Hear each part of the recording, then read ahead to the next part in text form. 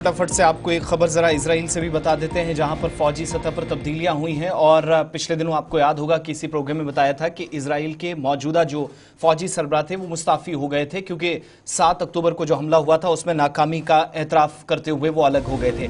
लेकिन इजराइल की फौज में अहम पेशरफ्त उस वक्त हुई जब इजराइल ने बाज़ाब्ता तौर पर नए आर्मी चीफ के नाम का ऐलान कर दिया है और मेजर जनरल अयाल ज़मीर को अब जिम्मेदारी सौंपी गई है, जो इजरायली फ़ौज के नए सरबराह मुकर्रर किए गए हैं। ज़मीर की तकर्री का यह आखिरी मरहला था और इजराइल की बाज़ाब्ता तौर पर जो मीडिया ने भी अब तस्दीक की है कि आर्मी चीफ की तकर्री को मंजूरी सिक्योरिटी कैबिनेट की तरफ से दे दी गई। जनरल अयाल ज़मीर को इजरायली डिफेंस फोर्स का चीफ ऑफ स्टाफ मुकर्रर करने की हतमी मंजूरी, जो सिर्फ डिफेंस कैबिनेट पर बहुत हद तक इन्हिसार करती है, वहां से हतमी फैसला हुआ और ये सबसे आखिरी मरहला था। बाकी मराहिल से उनके नाम पर मोहर लग चुकी है।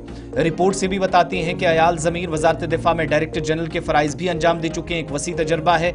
उन्हें साबिक इजरायली फ़ौजी सरबराह लेफ्टिनेंट जनरल हर्जी हलेवी के इस्तीफे के बाद आर्मी चीफ मुकर्रर किया गया था, जबकि साबिक आर्मी चीफ ने 7 अक्टूबर 2023 को हमास का हमला न रोकने के फौजी नाकामी तस्लीम करते हुए ओहदा छोड़ दिया था, मुस्ताफी हुए थे और इसके बाद अब जनरल अयाल ज़मीर को जिम्मेदारी मिली है। तो ये एक नए सिरे से पेशरफ्त, इन पर बड़ी जिम्मेदारी ये होगी कि अब गजा का जो प्लान है उसको कैसे इंप्लीमेंट करना है। हो सकता है कि कल जंगबंदी तोड़कर फिर से हमलों का सिलसिला शुरू कर दिया जाए, उस तक इंतजार करना होगा। लेकिन जनरल अयाल ज़मीर को नया सरबराह मुकर्रर करके डिफेंस कैबिनेट की तरफ से बाज़ाब्ता तौर पर मोहर लगा दी गई है।